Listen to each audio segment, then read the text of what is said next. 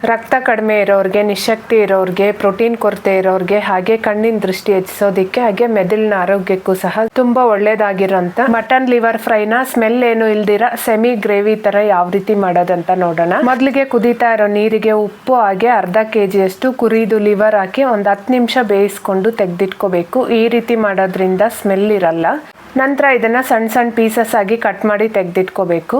ಈಗ ಫ್ರೈ ಪ್ಯಾನ್ಗೆ 1 table spoon ಧನಿಯಾ, 1 tea spoon ತರ ಜೀರಿಗೆ, ಸೋಂಪು, 1 ಇಂಚಷ್ಟು ಚಕ್ಕೆ, 4-5 ಲವಂಗ, 1 ಟೀ ಸ್ಪೂನ್ ಮೆಣಸು, 2 ಏಲಕ್ಕಿ ಹಾಗೆ ಸ್ಟಾರ್ ಹೂವು ಇರತ್ತಲ್ಲ ಅದರಲ್ಲಿ 2-3 ಎಲೆ ಮಾತ್ರ ಹಾಕೋಬೇಕು. ಸ್ವಲ್ಪ ಒಣಕೊಬ್ಬರಿನ ಸಹ ಹಾಕಿ ಲೋ ಫ್ಲೇಮಲ್ಲಿ ಚೆನ್ನಾಗಿ ಘಮ ಬರೋವರೆಗೂ ಹುರಿದು ತಣ್ಣಗಾದ್ಮೇಲೆ ಸ್ವಲ್ಪ ನೀರು ಹಾಕೊಂಡು ರುಬ್ಬಿ ತೆಗೆದಿಟ್ಕೋಬೇಕು. ಈಗ ಸ್ಟವ್ ಮೇಲೆ ಬಾಣಲಿನ ಇಟ್ಕೊಂಡು ಎಣ್ಣೆ, ಕರಿಬೇವು, ಒಳ್ಳೆ ಫ್ಲೇವರ್ಗೋಸ್ಕರ ಸ್ವಲ್ಪ ಪುದೀನ ಹಾಕೊಂಡು ಇದಕ್ಕೇನೆ 2 ಈರುಳ್ಳಿ, ಸ್ವಲ್ಪ ಉಪ್ಪನ್ನ ಸಹ ಹಾಕಿ ಈರುಳ್ಳಿ ಚೆನ್ನಾಗಿ ಸಾಫ್ಟ್ ಆಗೋವರೆಗೂ ಫ್ರೈ ಮಾಡ್ಕೋಬೇಕು. ಈಗ ಹಸಿಮೆಣಸಿನಕಾಯಿ, ಶುಂಠಿ, ಬೆಳ್ಳುಳ್ಳಿ ಪೇಸ್ಟ್ನ ಸಹ ಹಾಕಿ ಚೆನ್ನಾಗಿ ಹಸಿ ವಾಸನೆ ಹೋದ್ಮೇಲೆ 1 ಟೇಬಲ್ ಸ್ಪೂನ್ ಅಷ್ಟು ಅಚ್ಚ ಖಾರದ ಪುಡಿ, ಸ್ವಲ್ಪ ಅರಿಶಿನ ಸಹ ಹಾಕಿ ಇದನ್ನು ಸಹ ಹಸಿ ವಾಸನೆ ಹೋಗೋವರೆಗೂ ಫ್ರೈ ಮಾಡ್ಕೊಂಡಾದ್ಮೇಲೆ ಕಟ್ ಮಾಡಿ ಇಟ್ಟಿರೋ ಅಂತ ಲಿವರ್ನ ಸಹ ಹಾಕೊಂಡು ಇದನ್ನ 3-4 ನಿಮಿಷ ಎಣ್ಣೆಯಲ್ಲೇ ಚೆನ್ನಾಗಿ ಫ್ರೈ ಮಾಡ್ಕೋಬೇಕು.